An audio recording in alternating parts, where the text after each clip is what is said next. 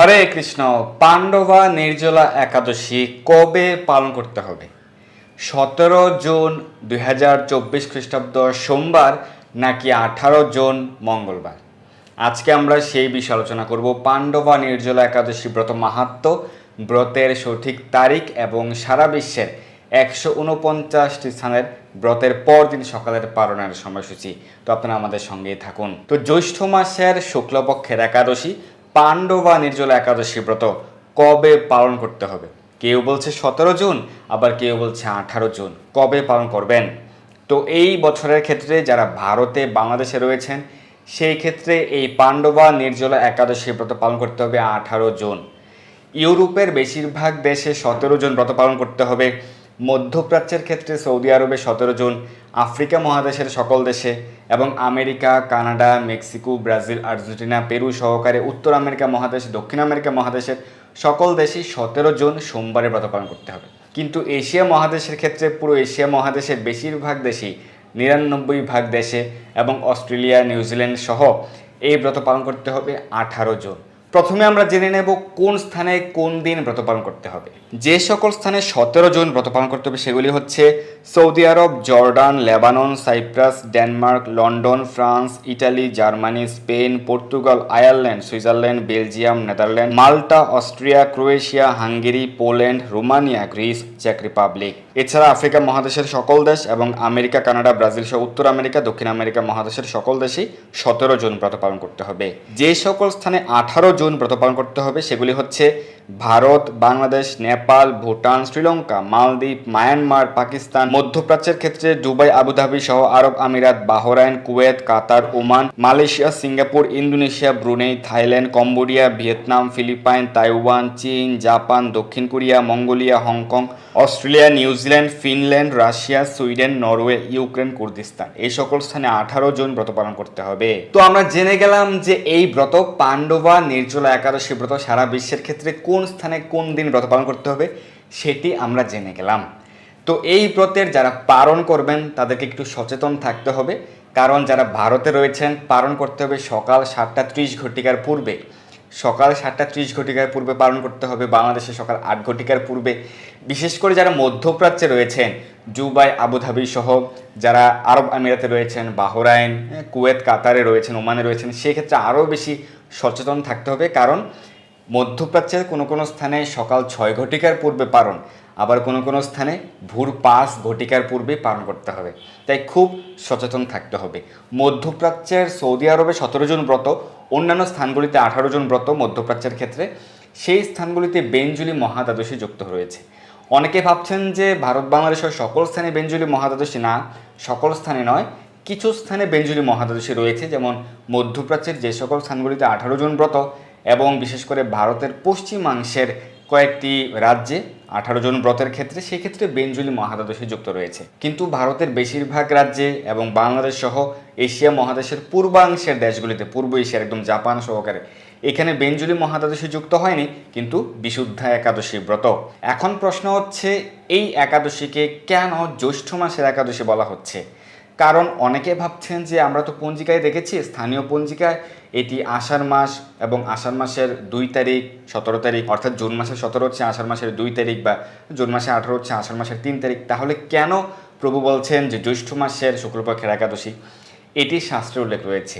এই পাণ্ডবা নির্জলা একাদশী ব্রত হচ্ছে জ্যৈষ্ঠ মাসের শুক্লপক্ষের একাদশী এবং আমাদের সকল ব্রত, পূজা, পার্বণ অনুষ্ঠিত হয়, উদযাপিত হয়, পালিত হয় বিশুদ্ধ চান্দ্রপঞ্জিকার সিদ্ধান্ত অনুযায়ী। সেই কারণে এই ব্রত কিন্তু চান্দ্রপঞ্জিকা অনুযায়ী এই জ্যৈষ্ঠ মাসের শুক্লপক্ষের একাদশ তিথি বা দ্বাদশ তিথিতে হচ্ছে। সেই কারণে জ্যৈষ্ঠ মাসের শুক্লপক্ষের একাদশী এবং জ্যৈষ্ঠ মাসের যে পূর্ণিমা তিথি, জ্যৈষ্ঠ মাসের শেষ যে তিথি পূর্ণিমা তিথি, সেটিতে কিন্তু ভগবান শ্রী জগন্নাথ দেবের বিশেষ মহোৎসব, ভগবান জগন্নাথের আবির্ভাব তিথি, সেই পূর্ণিমাতে স্নানযাত্রা মহোৎসব উদযাপিত হয়। এই বছরের ক্ষেত্রে সেটি রয়েছে 22 জুন স্নানযাত্রা মহোৎসব, জ্যৈষ্ঠ মাসের পূর্ণিমা তিথি। এর পর দিন থেকে, স্নানযাত্রার পর দিন থেকে আষাঢ় মাস শুরু হবে চান্দ্রপঞ্জিকা অনুযায়ী, কিন্তু বাংলা ক্যালেন্ডারে তার পূর্বেই শুরু হয়ে যাবে, আবার ইংরেজি ক্যালেন্ডারে জুন মাস। তো এইভাবে কিন্তু বাংলা বা ইংরেজি ক্যালেন্ডার সহ সারা পৃথিবীতে অনেক ক্যালেন্ডার বা পঞ্জিকার সিদ্ধান্ত রয়েছে, কিন্তু আমাদেরকে বিশুদ্ধ শাস্ত্র সিদ্ধান্তই মান্য করতে হয়। তো এই পাণ্ডবা নির্জলা একাদশী ইংরেজি ক্যালেন্ডারে জুন মাস হতে পারে, বাংলা ক্যালেন্ডারে সেটি আষাঢ় মাস হতে পারে, কিন্তু শাস্ত্র সিদ্ধান্ত এবং বিশুদ্ধ চান্দ্রপঞ্জিকের সিদ্ধান্ত অনুযায়ী এটি জ্যৈষ্ঠ মাসের শুক্লপক্ষের একাদশী। এবং সেই কারণে বিশুদ্ধ চান্দ্রপঞ্জিকের সিদ্ধান্ত অনুযায়ী ভারতে বাংলাদেশে এই ব্রত পালন করতে হবে 18 জুন, সঠিক সিদ্ধান্ত অনুযায়ী। আপনাকে অনেকে অনেক রকম কথা বলবে, কেউ বলবে যে অমুক গ্রামের সকলেই 17 তারিখ করবে, ভারতে থাকা সত্ত্বেও বাংলাদেশে থাকা সত্ত্বেও, এরকমভাবে বলবে। কিন্তু সঠিক সিদ্ধান্ত অনুযায়ী আপনি ব্রত পালন করবেন যদি আপনার মঙ্গল চান। ভারতে বাংলাদেশে 17 জুন হচ্ছে দশমী বিদ্যা, তাই সেদিন বর্জন করতে হবে। কারণ ভারতে বাংলাদেশে থেকে যদি কেউ 17 জুন ব্রত পালন করে, সেই ক্ষেত্রে দশমী বিদ্যা উপবাস হেতু কিন্তু কি হবে, আমরা সেটি কিন্তু সেই শাস্ত্র সিদ্ধান্ত, শাস্ত্র রেফারেন্স আমরা গত একাদশীর ক্ষেত্রে আলোচনা করেছিলাম। আয়ুষ্কাল 1 বছর কমে যাবে, পুত্র সুখ হয়, আরও অনেক দুঃখ ভোগ করতে হয় গান্ধারীর মতো। তো সেই কারণে যারা ভারতে বাংলাদেশে রয়েছেন নিশ্চিন্তে 18 জন ব্রত পালন করবেন বিশুদ্ধ চান্দ্রপঞ্জিকা এবং ইসকন জিবিসি সিদ্ধান্ত অনুযায়ী। কারো ব্যক্তিগত সিদ্ধান্তে কোনো ব্রত পালন হয় না, কোনো পূজা হয় না, এরকম না যে আমার ব্যক্তিগত সিদ্ধান্ত, বিশুদ্ধ চান্দ্রপঞ্জিকার সিদ্ধান্ত এবং ইসকন জিবিসি সিদ্ধান্ত। তো সেই কারণে অবশ্যই সকলে সঠিকভাবে ব্রত পালন করবেন। আমরা জেনে গেলাম কোন দিন ব্রত পালন করতে হবে, আর ব্রতের পর দিন পালনের সময়সূচি আমাদের আজকের আলোচনার শেষের দিকে দেওয়া থাকবে। এবং আমরা এটিও জেনে গেলাম যে স্নানযাত্রা মহোৎসব রয়েছে 22 জুন, আপনারা সকলে অংশগ্রহণ করতে পারবেন, কোনো ভেদাভেদ নেই। সকলে যে অবস্থায় যে পরিস্থিতিতে থাকুন, সকলেই ভগবানের এই স্নানযাত্রা মহা অভিষেকে অংশগ্রহণ করতে পারবেন। তো সকলে অবশ্যই এই পাণ্ডবা নির্জলা একাদশী ব্রত পালন করবেন। কিন্তু কিভাবে ব্রত পালন করবেন? আপনারা নামকরণ থেকে দেখতে পাচ্ছেন পাণ্ডবা নির্জলা একাদশী। যেহেতু পঞ্চপাণ্ডবের অন্যতম ভীমসেন এই ব্রত পালন করেছেন, সেই কারণে এই ব্রতের নামকরণের ক্ষেত্রে পাণ্ডবা শব্দটি যুক্ত হয়েছে। তো নামকরণ থেকে আমরা দেখতে পাচ্ছি নির্জলা একাদশী মানে জল পর্যন্ত গ্রহণ না করে ফুল ফাস্টিং করতে হবে। যাদের পক্ষে সম্ভব সেটি সর্বোত্তম। বছরের প্রত্যেকটি একাদশী আপনি নির্জল উপবাস করতে পারবেন যদি আপনার শারীরিক সামর্থ্য থাকে। কিন্তু যদি আপনার পক্ষে সেটি সম্ভব না হয়, তাহলে আপনি ফলমূল গ্রহণ করে একাদশী ব্রতগুলি পালন করতে পারবেন। সেই শাস্ত্র সিদ্ধান্ত কিন্তু রয়েছে, আমরা সেই সকল শাস্ত্র রেফারেন্স আলোচনা করেছিলাম, আমাদের চ্যানেলে পেয়ে যাবেন যে একাদশীতেও ফলমূল গ্রহণ করা যাবে। এই পাণ্ডবা নির্জলা একাদশীর ক্ষেত্রে যাদের শারীরিক সক্ষমতা রয়েছে, আপনারা সর্বোচ্চ চেষ্টা করবেন সম্পূর্ণ নির্জল উপবাস পালন করার জন্য। যাদের পক্ষে একেবারেই সম্ভব নয়, আপনারা ফলমূল গ্রহণ করে ব্রত পালন করতে পারবেন। নির্জলা মানে হচ্ছে জল পর্যন্ত গ্রহণ না করে, অর্থাৎ সারা দিন রাতে জল পর্যন্ত গ্রহণ করা যাবে না, ফুল ফাস্টিং, এবং পরদিন পারণের পূর্ব পর্যন্ত নির্জল উপবাস। পারণের সময় আপনি পালন করবেন মানে হচ্ছে ব্রত সমাপন করবেন। পঞ্চ রবি শস্য যে কোনো শস্য গ্রহণ করে, অন্ন, রুটি, ছাতু প্রভৃতি গ্রহণ করে আপনি পালন করবেন। তো এইভাবে হচ্ছে নির্জল উপবাস। অনেকে প্রশ্ন করেন যারা নির্জল উপবাস পালন করবেন তারা কয়টার পূর্বে খেয়ে নিতে হবে? যেমন ইংরেজি ক্যালেন্ডার অনুযায়ী রাত্র 12টা থেকে কিন্তু দিনের শুরু হয়, কিন্তু শাস্ত্র সিদ্ধান্ত অনুযায়ী, আমাদের সনাতন শাস্ত্র অনুযায়ী কিন্তু সেরকম নয়। এরকম নয় যে রাত্র 12টা থেকে দিনের শুরু, না, সেরকমটি নয়। আমাদের শাস্ত্র সিদ্ধান্ত অনুযায়ী দিনের শুরু হয় ব্রাহ্ম মুহূর্ত থেকে। কিন্তু ব্রাহ্ম মুহূর্তের যে টাইমিং সেটা নির্ভর করে কোনো স্থানের দ্রাঘিমাংশ এবং সূর্য উদয়ের সময়ের উপর, এবং সেটি কিন্তু বিভিন্ন ঋতুতে বিভিন্ন হয়, স্থান ভেদে, ঋতু ভেদে এই সময়ের কিন্তু পার্থক্য হয়। যেমন এখন গ্রীষ্মকাল চলছে, গ্রীষ্মকালে খুব তাড়াতাড়ি সূর্য উদয় হয় এবং সেই কারণে ব্রাহ্ম মুহূর্তের সময়টাও খুব আগে। কোনো কোনো স্থানে ভোর 3টা থেকে ব্রাহ্ম মুহূর্ত শুরু হয়ে যায়, আবার কোনো স্থানে ভোর 3:30 থেকে ব্রাহ্ম মুহূর্ত শুরু হচ্ছে। আবার যখন শীতকাল আসবে তখন ভারত বাংলাদেশের ক্ষেত্রে ব্রাহ্ম মুহূর্তের সময়টাও কিন্তু ভোর 4টা থেকে ভোর 5:30 পর্যন্ত এরকম হয়ে থাকে। এখন অ্যাভারেজ সময় হিসেব করার ক্ষেত্রে আপনি কি করবেন? অ্যাভারেজ টাইমিং হিসেব করলে আপনি ভোর 3:30 থেকে ভোর 5 মধ্যে এই সময়টাকে অ্যাভারেজ ব্রাহ্মমুহূর্ত টাইম ধরে প্রতিটি মন্দিরে বা সকল দেশের সাপেক্ষে মঙ্গল আরতি করা হয়। সেই কারণে ইসকন মন্দিরগুলোতে ভোর 4:30 মঙ্গল আরতি করা হয়। এর পূর্বে কিন্তু ভক্তগণ শয্যা ত্যাগ করে, স্নান করে, শুদ্ধ বস্ত্র পরিধান করে, তিলক আচমন করে হরিনাম জপ করতে শুরু করেন, এবং তারা মঙ্গল আরতিকে সঠিক সময়ে মঙ্গল আরতি করেন। তো ব্রাহ্ম মুহূর্ত থেকে দিনের শুরু। তো সেই ক্ষেত্রে গ্রীষ্মকাল হিসেবে এবং ভারত বাংলাদেশ বা বিভিন্ন স্থান বিভেদে যেহেতু পার্থক্য রয়েছে, সেক্ষেত্রে ভোর 3টা থেকে কিন্তু ব্রাহ্ম মুহূর্ত শুরু হচ্ছে। কোনো কোনো স্থানে তার পূর্ব থেকে শুরু হয়, যেমন রাশিয়াতে, চীনে রাত্রি 2:30 থেকে কিন্তু ব্রাহ্ম মুহূর্ত শুরু হয়ে যায় বিভিন্ন ঋতু ভেদে। সব হিসেব মিলিয়ে রাত্রি 2টার পরে কিন্তু কোনো প্রকার রবিশস্য গ্রহণ করা যাবে না। রাত্রি 2 পরে রবিশস্য গ্রহণ করা যাবে না। এটি কাদের ক্ষেত্রে? যারা অনেক সময় দেখা যায় তাদের জীবনের একটা বিশেষ ক্ষেত্রে কোনো না কোনো কারণে তারা অসুস্থ রয়েছেন, সেই কারণে হাসপাতালে থাকতে হচ্ছে। সেই ক্ষেত্রে হয়তো বা কোনো কারণে ডাক্তারের সিদ্ধান্ত অনুযায়ী তাকে রাত্রি 1টায় কিছু অন্ন বা রুটি গ্রহণ করতে হতে পারে।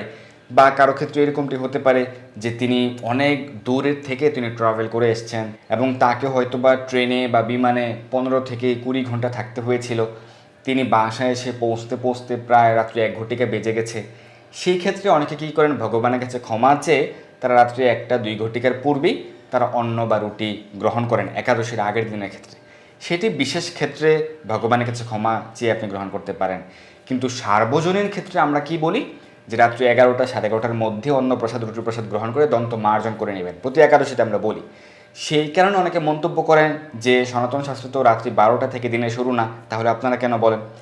এখন এটির উত্তর হচ্ছে যে শাস্ত্র সিদ্ধান্ত অনুযায়ী মধ্যরাতে বা শেষ রাত্রে খাবার গ্রহণ করা নিষেধ, অনুচিত। কারণ এটি তামসিক সময়। ধরুন আপনি রাত্রে 1টায় খাবেন, রাত্রে 2টায় আপনি খাবেন, এটি তামসিক সময়, এটি তামসিক আহার, ভূতপ্রেতের আহার।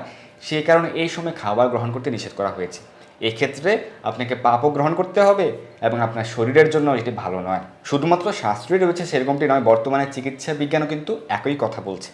আপনি যখন ডাক্তারদের শরণাপন্ন হন, তারা কি বলেন যে আপনি রাতে তাড়াতাড়ি ঘুমিয়ে পড়বেন, রাতের খাবার রাতে ঘুমানোর 2 ঘন্টা পূর্বে খেয়ে নেবেন। এরকমটি আপনারা কিন্তু অনেকেই শুনেছেন। অর্থাৎ ডাক্তারগণ বলেন যে রাতের খাবার চেষ্টা করবেন রাতে 10 ঘটিকার পূর্বে খেয়ে নেয়ার এবং রাতে তাড়াতাড়ি ঘুমিয়ে নেবেন। তো সেই কারণে অনেক ভক্তরা কী করেন, রাত্রি 8টায় রাত্রি 9 ঘটিকায় তারা খাবার গ্রহণ করে নেন এবং 10টা বা 10:30 বা 11টার মধ্যে তারা শয়ন করেন, বিশ্রাম গ্রহণ করেন। এই ক্ষেত্রে তাদের শরীর ভালো থাকে, এটি চিকিৎসা বিজ্ঞান অনুযায়ী এবং শাস্ত্র সিদ্ধান্ত অনুযায়ী। তাই অধিক রাত্রে আহার করা কিন্তু ভালো নয়। সেই কারণে আমরা বলি যারা অনেকে ব্যবসায়ী রয়েছেন তাদের বাসায় আসতে আসতে অনেক বিলম্ব হয়ে যায়, বাসায় ফিরতে রাত্রি 11টা বেজে যেতে পারে। সেই কারণে তারা তখন বাসায় এসে হাত পা ধুয়ে তারা খাবার গ্রহণ করে নেন। চেষ্টা করতে পারেন, যাদের পক্ষে একেবারে সম্ভব হচ্ছে না রাত্রে খুব তাড়াতাড়ি খাবার গ্রহণ করা, রাত্রে 11টা-11:30টার মধ্যে খাবার গ্রহণ করে দন্ত মার্জন করে নেবেন। প্রত্যেকটি একাদশীর ক্ষেত্রে এভাবে আপনারা দন্ত মার্জন করে নেবেন। এরপর থেকে কিন্তু বেসিক্যালি ব্রত শুরু, যেহেতু অধিক রাত্রে, মধ্যরাত্রে এবং শেষ রাত্রে আহার গ্রহণ করা উচিত নয়। যদি কার খুব বেশি তৃষ্ণা পায় সেক্ষেত্রে আপনি ভগবানের কাছে প্রার্থনা করে জল গ্রহণ করতে পারেন। তো নির্জল উপবাসের ক্ষেত্রে যে সারা দিন রাতে জল গ্রহণ করা যাবে না, কিন্তু যাদের পক্ষে একেবারেই সম্ভব নয় যে পুরো 24 ঘন্টা বা এর থেকে একটু বেশি সময় হতে পারে, কারণ এক এক স্থানে পালনের সময়টাও ভিন্ন, তো সেক্ষেত্রে এতটা সময় জল গ্রহণ না করে, বিশেষ করে গ্রীষ্মকালে অনেকের ক্ষেত্রে সম্ভব নাও হতে পারে, সেই ক্ষেত্রে আপনারা শুধুমাত্র জল গ্রহণ করতে পারেন। কারণ শাস্ত্রে রয়েছে, শ্রুতিশাস্ত্রে রয়েছে যে জল গ্রহণ দ্বারা উপবাসও হয় এবং পারণও হয়। তো সেক্ষেত্রে কিছু জল গ্রহণ করতে পারেন। আবার ব্রতদিনে কিন্তু আচমনেও দোষ নেই, হরিভক্তি বিলাসে সেটি উল্লেখ রয়েছে, তাই নির্দ্বিধায় যে কোনো সময় আপনি আচমন করতে পারবেন। আর যাদের পক্ষে এভাবেও করা সম্ভব নয়, যে আপনি নির্জলা করতে পারছেন না বা জল গ্রহণ করে করতে পারছেন না, সেক্ষেত্রে আপনি ফলমূল গ্রহণ করে এই একাদশী ব্রত পালন করতে পারবেন। ফল, জল, দুধ, কাজু বাদাম, কাঠবাদাম, আলু সেদ্ধ, মিষ্টি আলু সেদ্ধ প্রভৃতি গ্রহণ করতে পারবেন। যাদের পক্ষে সেটিও সম্ভব হচ্ছে না, সেক্ষেত্রে আপনার একাদশীর যে অনুকল্প সবজি, একাদশীর পায়েস, সাবুদানা পায়েস, আলুর পায়েস প্রভৃতি গ্রহণ করতে পারবেন, যেগুলি রান্না করতে হবে বিশুদ্ধ ঘি বা সূর্যমুখী তেল দিয়ে। তবুও আপনারা সকলেই ব্রত পালন করুন, আপনার পরিবারের সকলকে অনুপ্রাণিত করুন। আপনার পরিবারে যারা বৃদ্ধ রয়েছে বা শিশু রয়েছে, যারা বাল্যবেলায় রয়েছে, আপনার সন্তানদেরকে সকলকে অনুপ্রাণিত করুন যেন সকলেই এই পাণ্ডবা নির্জলা একাদশী ব্রত পালন করেন, প্রত্যেকটা একাদশী ব্রত পালন করেন। প্রয়োজনে ফলমূল সবজি গ্রহণ করে হলেও তারা যেন প্রত্যেকটা একাদশী ব্রত পালন করেন। এতে তাদের মঙ্গল হবে, আপনার পরিবারের মঙ্গল হবে, সকলের কল্যাণ হবে। তো কিভাবে একাদশী পালন করতে হবে সেটিও আমরা জানলাম, কিন্তু একাদশীতে কী কী করতে হবে? বেশি বেশি হরিনাম জপ করতে হবে এবং প্রাতঃস্নান করতে পারেন, মঙ্গল আরতি করতে পারেন এবং ভগবানের চরণে সকালে ভগবানের চরণে তুলসীপত্র পুষ্প অর্পণ করবেন। আপনার পরিবারের সকলকে, আপনার সন্তানদেরকে উৎসাহিত করবেন তারাও যেন স্নান করে এসে ভগবানের চরণে তুলসীপত্র এবং পুষ্প অর্পণ করে, তাতে ভগবান অনেক প্রীত হন। এবং তুলসীতে জল দান করবেন, তুলসী আরতি, তুলসী পরিক্রমা, প্রণাম, প্রার্থনা প্রভৃতি করবেন। একাদশী, দ্বাদশী সহ রবিবার সহ বছর 365 দিনই তুলসীতে জলদান করতে হবে, এটি হচ্ছে শাস্ত্র সিদ্ধান্ত। অনেকে মন গড়া সিদ্ধান্ত বলে থাকেন, সেগুলো আপনারা শুনবেন না, তাদের প্রবচন শোনার প্রয়োজন নেই। যারা বলে থাকে যে একাদশীতে তুলসীতে জলদান করা উচিত নয়, তাদের প্রবচন শোনার দরকার নেই। এগুলি মন গড়া ভ্রান্ত ধারণা। আমরা যে তুলসীতে জলদান করি, তুলসীতে জল দেই, এটি হচ্ছে তুলসীতে স্নান সেবা। তুলসীতে জলদানের যে মন্ত্র সেটিতে আপনি পাবেন, ওম গোবিন্দ বল্লভাম দেবীং ভক্ত চৈতন্যকারিণীম স্নাপয়ামি জগদ্ধাত্রীম বিষ্ণু ভক্তি প্রদায়িনী। স্নাপয়ামি, হে তুলসী মহারানী, আপনাকে আমি স্নান সেবা প্রদান করছি। তাহলে যারা বলে থাকেন যে একাদশীতে তুলসীতে জল দিও না, তারা কি একাদশীতে স্নান করেন না? বিষয়টি কিন্তু হাস্যকর। প্রতিদিনই কিন্তু স্নান করতে হবে এবং স্নান করার গুরুত্ব নিয়ে কিন্তু আমাদের আলোচনা রয়েছে আমাদের এই চ্যানেলে। তো প্রতিদিনই তুলসীতে জলদান করতে হবে, প্রতিদিন সকালে এবং বিকেলে জলদান করবেন। তুলসী মহারানীকে প্রতিদিনই সেবা করতে হবে এবং একাদশীতে বেশি বেশি শাস্ত্র অধ্যয়ন করবেন, শ্রীমদ্ ভগবদ গীতা, শ্রীমদ্ ভাগবত প্রভৃতি গ্রন্থ পাঠ করবেন, নির্দিষ্ট একাদশী ব্রত মাহাত্ম্যটি পাঠ করবেন। এই একাদশীর ক্ষেত্রে আপনারা পাণ্ডবা নির্জলা একাদশী ব্রত মাহাত্ম্যটি পাঠ করবেন। যাদের বাড়িতে একাদশী মাহাত্ম্য গ্রন্থ নেই, ইস্কন মন্দির থেকে একাদশী মাহাত্ম্য গ্রন্থটি সংগ্রহ করবেন। এবং এই একাদশীতে পবিত্র নদীতে স্নানের অনেক মাহাত্ম্য রয়েছে, গঙ্গা যমুনা প্রভৃতি নদীতে স্নানের অনেক মাহাত্ম্য রয়েছে। যাদের পক্ষে সম্ভব আপনারা করতে পারেন এবং দ্বাদশীতে করতে পারেন এবং শুদ্ধ বৈষ্ণব ব্রাহ্মণকে আপনারা দান করতে পারেন, দ্বাদশীতে দান করতে পারেন। তো এইভাবে আপনারা সকলেই এই ব্রত পালন করবেন। আমরা ব্রতের মাহাত্ম্য পাঠ করব, সেখানে আপনারা আরও অনেক বিষয়গুলি জানতে পারবেন। তো সকলেই এই ব্রত সঠিকভাবে পালন করার চেষ্টা করবেন। তবুও যাদের প্রশ্ন রয়েছে আপনারা আমাদেরকে জানাতে পারেন ইনবক্সে। তো এখন আমরা এই পাণ্ডবা নির্জলা একাদশী ব্রত মাহাত্ম্য আমরা শ্রবণ করব। জ্যৈষ্ঠ মাসের শুক্লপক্ষের এই নির্জলা একাদশী ব্রত সম্পর্কে ব্রহ্ম বৈবর্ত পুরাণে শ্রী ভীমসেন ব্যাস সংবাদে বর্ণিত হয়েছে। মহারাজ যুধিষ্ঠির বললেন, হে জনার্দন, আমি অপরা একাদশীর সমস্ত মাহাত্ম্য শ্রবণ করলাম। এখন জ্যৈষ্ঠ শুক্লপক্ষের একাদশীর নাম ও মাহাত্ম্য কৃপাপূর্বক আমার কাছে বর্ণনা করুন। শ্রীকৃষ্ণ বললেন, এই একাদশীর কথা মহর্ষি ব্যাসদেব বর্ণনা করবেন, কেননা তিনি সর্বশাস্ত্রের অর্থ উত্তত্ত পূর্ণরূপে জানেন। রাজা যুধিষ্ঠির ব্যাসদেবকে বললেন, হে মহর্ষি দ্বৈপায়ন, আমি মানুষের লৌকিক ধর্ম এবং জ্ঞানকাণ্ডের বিষয় অনেক শ্রবণ করেছি। আপনি যথাযথভাবে ভক্তি বিষয়ে কিছু ধর্মকথা এখন আমায় বর্ণনা করুন। শ্রী ব্যাসদেব বললেন, হে মহারাজ, তুমি যেসব ধর্মকথা শুনেছ, এই কলিযুগের মানুষের পক্ষে সে সমস্ত পালন করা অত্যন্ত কঠিন, যা সুখে সামান্য খরচে অল্প কষ্টে সম্পাদন করা যায়, অথচ মহাফল প্রদান করে এবং সমস্ত শাস্ত্রের সারস্বরূপ সেই ধর্মই কলিযুগে মানুষের পক্ষে করা শ্রেয়। সেই ধর্মকথাই এখন আপনার কাছে বলছি। উভয় পক্ষের একাদশী দিনে ভোজন না করে উপবাস ব্রত করবে। দ্বাদশী দিনে স্নান করে শুচি শুদ্ধ হয়ে নিত্যকৃত্য সমাপনের পর শ্রীকৃষ্ণের অর্চন করবে। এরপর ব্রাহ্মণদেরকে প্রসাদ ভোজন করাবে। অশৌচ আদিতেও এই ব্রত কখনো ত্যাগ করবে না। যে সকল ব্যক্তি স্বর্গে যেতে চায় তাদের সারা জীবন এই ব্রত পালন করা উচিত। পাপ কর্মে রত ও ধর্মহীন ব্যক্তিরাও যদি এই একাদশী দিনে ভোজন না করে তবে তারা যম যাতনা থেকে রক্ষা পায়। শ্রী ব্যাসদেবের এসব কথা শুনে গদাধর ভীমসেন অশ্বত্থ পাতার মতো কাঁপতে কাঁপতে বলতে লাগলেন, হে মহাবুদ্ধি পিতামহ, মাতা কুন্তী, দ্রৌপদী, ভ্রাতা যুধিষ্ঠির, অর্জুন, নকুল ও সহদেব এরা কেউই একাদশীর দিনে ভোজন করে না, আমাকে অন্ন গ্রহণ করতে নিষেধ করে, কিন্তু দুঃসহ ক্ষুধা যন্ত্রণার জন্য আমি উপবাস করতে পারি না। ভীমসেনের এরকম কথায় ব্যাসদেব বলতে লাগলেন, যদি স্বর্গ আদি দিব্য ধাম লাভে তোমার একান্ত ইচ্ছা থাকে তবে উভয় পক্ষের একাদশীতে ভোজন করবে না। তদ উত্তরে ভীমসেন বললেন, আমার নিবেদন এই যে উপবাস তো দূরের কথা, দিনে একবার ভোজন করে থাকাও আমার পক্ষে অসম্ভব, কারণ আমার উদরে বৃক নামে অগ্নি রয়েছে। ভোজন না করলে কিছুতেই সে শান্ত হয় না, তাই প্রতিটি একাদশী পালনে আমি একেবারেই অপারগ। হে মহর্ষি, বছরে একটি মাত্র একাদশী পালন করে যাতে আমি দিব্য ধাম লাভ করতে পারি, এরকম কোনো একাদশীর কথা আমাকে নিশ্চয় করে বলুন। তখন ব্যাসদেব বললেন, জ্যৈষ্ঠ মাসের শুক্লপক্ষের একাদশী তিথিতে জলপান পর্যন্ত না করে সম্পূর্ণ উপবাস থাকবে, তবে আচমনে দোষ হবে না। ওই দিন অন্ন আদি গ্রহণ করলে ব্রত ভঙ্গ হয়। একাদশীর দিন সূর্য উদয় থেকে দ্বাদশীর দিন সূর্যাস্ত পর্যন্ত জলপান বর্জন করলে অনায়াসে 12টি একাদশীর ফল লাভ হয়। বছরের অন্যান্য একাদশী পালনে অজান্তে যদি কখনো ব্রত ভঙ্গ হয়ে যায় তাহলে এই একটি মাত্র একাদশী পালনে সেই সব দোষ দূর হয়। দ্বাদশী দিনে ব্রাহ্ম মুহূর্তে স্নান আদি কার্য সমাপ্ত করে শ্রীহরির পূজা করবে। সদাচারী ব্রাহ্মণদের বস্ত্র আদি দান সহ ভোজন করিয়ে আত্মীয় স্বজন সঙ্গে নিজে ভোজন করবে। এরূপ একাদশী ব্রত পালনে যে প্রকার পুণ্য সঞ্চিত হয় এখন তা শ্রবণ করো। সারা বছরের সমস্ত একাদশীর ফলই এই একটি মাত্র ব্রত উপবাসে লাভ করা যায়। শঙ্খ চক্র গদা পদ্মধারী ভগবান শ্রীকৃষ্ণ আমাকে বলেছেন, বৈদিক ও লৌকিক সমস্ত ধর্ম পরিত্যাগ করে যারা একমাত্র আমার শরণাপন্ন হয়ে এই নির্জলা একাদশী ব্রত পালন করে তারা সর্বপাপ মুক্ত হয়। বিশেষত কলিযুগে ধন সম্পদ দানের মাধ্যমে সদ্গতি বা স্মার্ত সংস্কারের মাধ্যমেও যথার্থ কল্যাণ লাভ হয় না। কলিযুগে দ্রব্য শুদ্ধি নেই, কলিতে শাস্ত্রোক্ত সংস্কার বিশুদ্ধ হয় না, তাই বৈদিক ধর্ম কখনো সুসম্পন্ন হতে পারে না। হে ভীমসেন, তোমাকে বহু কথা বলার আর প্রয়োজন কি? তুমি উভয় পক্ষের একাদশীতে ভোজন করবে না। যদি তাতে অসমর্থ হও তবে জ্যৈষ্ঠ মাসের শুক্লপক্ষের একাদশীতে অবশ্যই নির্জলা উপবাস করবে। এই একাদশী ব্রত ধন ধান্য ও পুণ্য দায়িনী।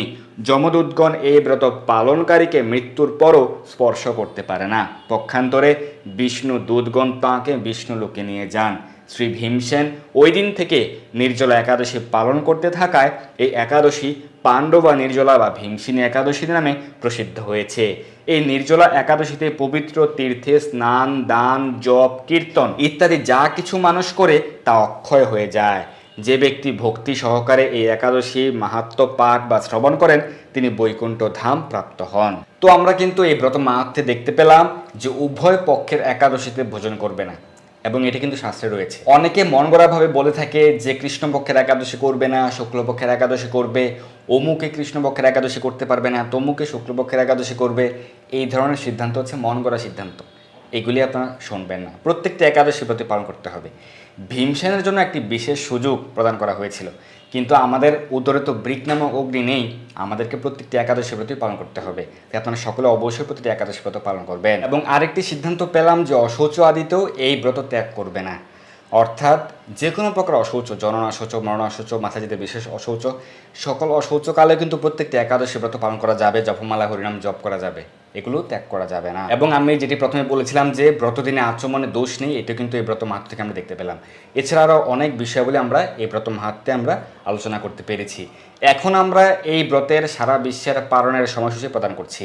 সারা পৃথিবীর, সারা বিশ্বের 149টি স্থানের ব্রতের সঠিক তারিখ এবং পরদিন সকালের পালনের সময়সূচি প্রদান করছি। আবারও বলছি, ব্রতের তারিখ এবং পরদিন সকালের পালনের সময়সূচি।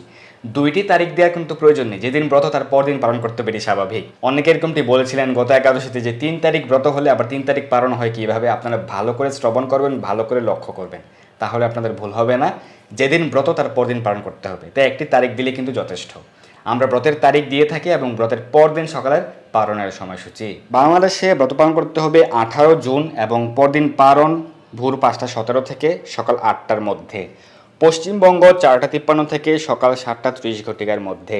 দিল্লি 5:23 থেকে 7:30, মুম্বাই 6:01 থেকে 7:30, পুনে 5:58 থেকে 7:30, নাগপুর 5:32 থেকে 7:30, চেন্নাই সহ তামিলনাড়ু 5:43 থেকে 7:30, ভুবনেশ্বর উড়িষ্যা 5:07 থেকে 7:30, বিহার 4:59 থেকে 7:30, ঝাড়খণ্ড 5:02 থেকে 7:30, ছত্তিশগড় 5:21 থেকে 7:30, শিলং সহ মেঘালয় 4:31 থেকে 7:30, গৌহাটি সহ আসাম 4:31 থেকে 7:30, মণিপুর 4:25 থেকে 7:30, মিজোরাম 4:32 থেকে 7:30, সিকিম 4:40 থেকে 7:30, বৃন্দাবন 5:24 থেকে 7:30, বেঙ্গালুরু সহ কর্ণাটক 5:54 থেকে 7:30, হায়দ্রাবাদ সহ তেলেঙ্গানা 5:42 থেকে 7:30, আগরতলা সহ ত্রিপুরা 4:38 থেকে 7:30, গুজরাট 6:01 থেকে 7:30, কেরালা 6:03 থেকে 7:30, পাঞ্জাব 5:24 থেকে 7:30, রাজস্থান 5:39 থেকে 7:30, মধ্যপ্রদেশ 5:30 থেকে 7:30, উত্তরপ্রদেশ 5:12 থেকে 7:30, হরিয়ানা 5:27 থেকে 7:30, নাগাল্যান্ড 4:19 থেকে 7:30, বিশাখাপত্তনম সহ অন্ধ্রপ্রদেশ 5:22 থেকে 7:30, গোয়া 6:03 থেকে 7:30, অরুণাচল প্রদেশ 4:14 থেকে 7:30, হিমাচল প্রদেশ 5:17 থেকে 7:30, উত্তরাখণ্ড 5:11 থেকে 7:30, জম্মু কাশ্মীর 5:19 থেকে 7:30, আন্দামান নিকোবর দ্বীপপুঞ্জ 4:54 থেকে 7:30, নেপাল 5:08 থেকে 7:45, ভুটান 5:06 থেকে 8টা, শ্রীলঙ্কা 5:56 থেকে 7:30, মালদ্বীপ 5:56 থেকে 7টা, মায়ানমার 6:28 থেকে 9:30, পাকিস্তান 4:57 থেকে 7টা, মালয়েশিয়া 7:05 থেকে 10টা, সিঙ্গাপুর 7টা থেকে 10টা, ইন্দোনেশিয়া 6:01 থেকে 9টা, ব্রুনেই 6:09 থেকে 10টা, থাইল্যান্ড 5:51 থেকে 9টা, কম্বোডিয়া 5:37 থেকে 9টা, ভিয়েতনাম 5:15 থেকে 9টা, ফিলিপাইন 5:27 থেকে 9:47, তাইওয়ান 5:04 থেকে 9:38, জাপান 4:25 থেকে 9:16, দক্ষিণ কোরিয়া 5:10 থেকে 10:05, মঙ্গোলিয়া 5:52 থেকে 11টা, বেইজিং 4:45 থেকে 9:45, হংকং 5:39 থেকে 10টা, অস্ট্রেলিয়া 7:11 থেকে 10:27, নিউজিল্যান্ড 7:46 থেকে 10:50, দুবাই আবুধাবি 5:34 থেকে 6টা। 26 মিনিট সময় রয়েছে পালনের জন্য দুবাই, আবুধাবি সহ আরব আমিরাতে। সৌদি আরবে ব্রত পালন করতে হবে 17 জুন এবং পরদিন পালন সকাল 10:12 থেকে সকাল 10:22 ঘটিকার মধ্যে। বাহরাইনে ব্রত পালন করতে হবে 18 জুন এবং পরদিন পালন 4:45 থেকে 5 ঘটিকার মধ্যে। মাত্র 15 মিনিট সময় রয়েছে পালনের জন্য বাহরাইনে। কুয়েত 4:48 থেকে 5টা, মাত্র 12 মিনিট সময় রয়েছে পালনের জন্য কুয়েতে। কাতার 4:43 থেকে 5টা, ওমান 5:20 থেকে 6টা, জর্ডানে ব্রত পালন করতে হবে 17 জুন এবং পরদিন পালন 10:12 থেকে 10:15, মাত্র 3 মিনিট সময় রয়েছে পালনের জন্য জর্ডানে। লেবানন 10:12 থেকে 10:15, 3 মিনিট সময় রয়েছে পালনের জন্য। সাইপ্রাস 10:12 থেকে 10:22, 10 মিনিট সময় রয়েছে। রাশিয়াতে ব্রত পালন করতে হবে 18 জুন এবং পরদিন পালন 3:44 থেকে ভোর 5টার মধ্যে। ফিনল্যান্ড 3:53 থেকে 5 ঘটিকার মধ্যে। সুইডেন 3:30 থেকে ভোর 4 ঘটিকার মধ্যে। নরওয়ে ভোর 3:53 থেকে ভোর 4 ঘটিকার মধ্যে। মাত্র 7 মিনিট সময় রয়েছে পালনের জন্য নরওয়েতে। যারা সুইডেন নরওয়েতে রয়েছেন খুব সচেতন থাকবেন, ভোর 4 ঘটিকার পূর্বেই পালন। ডেনমার্কের ব্রত পালন করতে হবে 17 জুন, পরদিন পালন 9:12 থেকে সকাল 10:15 ঘটিকার মধ্যে। ইউক্রেনের ব্রত 18 জুন, পরদিন পালন 4:45 থেকে ভোর 5 ঘটিকার মধ্যে। মাত্র 15 মিনিট সময় রয়েছে। গ্রিসের ব্রত পালন করতে হবে 17 জুন, পরদিন পালন সকাল 10:12 থেকে সকাল 10:58। রোমানিয়া 10:12 থেকে 10:41, পোল্যান্ড 9:12 থেকে 9:49, হাঙ্গেরি 9:12 থেকে 10:05, ক্রোয়েশিয়া 9:12 থেকে 10:20, অস্ট্রিয়া 9:12 থেকে 10:15, চেক রিপাবলিক 9:12 থেকে 10:19, ইটালি 9:12 থেকে 10:38, মাল্টা 9:12 থেকে 10:37, জার্মানি 9:12 থেকে 10:19, সুইজারল্যান্ড 9:12 থেকে 10:47, ফ্রান্স 9:12 থেকে 11:10, নেদারল্যান্ড 9:12 থেকে 10:53, বেলজিয়াম 9:12 থেকে 10:58, স্পেন 9:12 থেকে 11:45, পর্তুগাল 8:12 থেকে 11:09, লন্ডন 8:12 থেকে 10:15, আয়ারল্যান্ড 8:12 থেকে 10:36, পশ্চিম আফ্রিকার মালি 7:12 থেকে 10:24, নাইজেরিয়া 8:12 থেকে 10:24, মিশর 9:12 থেকে 9:35, লিবিয়া 9:12 থেকে 10:45, সুদান 9:12 থেকে 9:40, ইথিওপিয়া 10:12 থেকে 10:19। মাত্র 7 মিনিট সময় রয়েছে পালনের জন্য ইথিওপিয়াতে। উগান্ডা 10:12 থেকে 10:49, কঙ্গো 9:12 থেকে 10:27, অ্যাঙ্গোলা 8:12 থেকে 10:12, সাউথ আফ্রিকা 9:12 থেকে 11:08, মরিশাস 11:12 থেকে 11:57, পূর্ব আফ্রিকার সেশলস 11:12 থেকে 11:57, আমেরিকার নিউ ইয়র্ক 5:24 থেকে 10:26, কানেকটিকার 5:15 থেকে 10:19, নিউ জার্সি 5:28 থেকে 10:29, ওয়াশিংটন ডিসি 5:42 থেকে 10:40, নর্থ ক্যারোলিনা 6:04 থেকে 10:55, জর্জিয়া 6:26 থেকে 11:12, ফ্লোরিডা 6:32 থেকে 11:11, ওহাইও 6:03 থেকে 11:03, টেনেসি 5:28 থেকে 10:20, মিশিগান 5:57 থেকে 11:08, শিকাগো 5:15 থেকে 10:19, ডালাস টেক্সাস 6:19 থেকে 11:05, ক্যালিফোর্নিয়া 5:38 থেকে 10:33, সান ফ্রান্সিসকো 5:47 থেকে 10:43, ওয়াশিংটন স্টেট 5:04 থেকে 10:23, কানাডার মন্ট্রিয়াল 5:05 থেকে 10:18, টরন্টো 5:35 থেকে 10:44, অন্টারিও 5:32 থেকে 10:56, অটোয়া 5:13 থেকে 10:27, ম্যানিটোবা 4:48 থেকে 10:35, সাসকেচুয়ান 4:31 থেকে 10:13, আলবার্টা 5:27 থেকে 11:03, ব্রিটিশ কলাম্বিয়া 4:47 থেকে 10:29, মেক্সিকো 6:58 থেকে 11:24, ব্রাজিল 6:37 থেকে 10:06, আর্জেন্টিনা 7:59 থেকে 11:16, চিলি 7:45 থেকে 11:04, পেরু 6:26 থেকে 10:15, কলম্বিয়া 5:45 থেকে 9:53, কুর্দিস্তানে ব্রত পালন করতে হবে 18 জুন এবং পরদিন পালন 4:44 থেকে 5টা, সার্বিয়াতে ব্রত 17 জুন, পরদিন পালন 9:12 থেকে সকাল 10:03। তো এই হচ্ছে পাণ্ডবা নির্জলা একাদশী ব্রত মাহাত্ম্য এবং সারা বিশ্বের পালনের সময়সূচি। আপনারা সকলে অবশ্যই এই পাণ্ডবা নির্জলা একাদশী ব্রত সঠিক দিনে সঠিকভাবে পালন করবেন এবং নিজে পালন করবেন, আপনার পরিবার পরিজন বন্ধু বান্ধব আত্মীয় স্বজন সকলকে উৎসাহিত করবেন যেন সকলেই প্রত্যেকটি একাদশী ব্রত পালনের মাধ্যমে সর্বপাপ থেকে মুক্ত হতে পারে এবং পরম পুরুষোত্তম ভগবান শ্রীকৃষ্ণের বিশেষ কৃপা লাভ করে ভগবত ধামে প্রত্যাবর্তনের পথ সুগম করতে পারে। ধন্যবাদ সবাইকে আমাদের সঙ্গে যুক্ত থাকার জন্য। হরে কৃষ্ণ। এই দুর্লভ মনুষ্য জন্মকে সার্থক করতে যুক্ত হন কৃষ্ণ ভাবনায়। আপনার সকল ধর্মীয় বা পারমার্থিক প্রশ্ন জানাতে যুক্ত হন আমাদের টেলিগ্রাম গ্রুপে, আর এই ভিডিওটি শেয়ার করে আপনার সকল বন্ধুদের কাছে পৌঁছে দিন। ধন্যবাদ সবাইকে।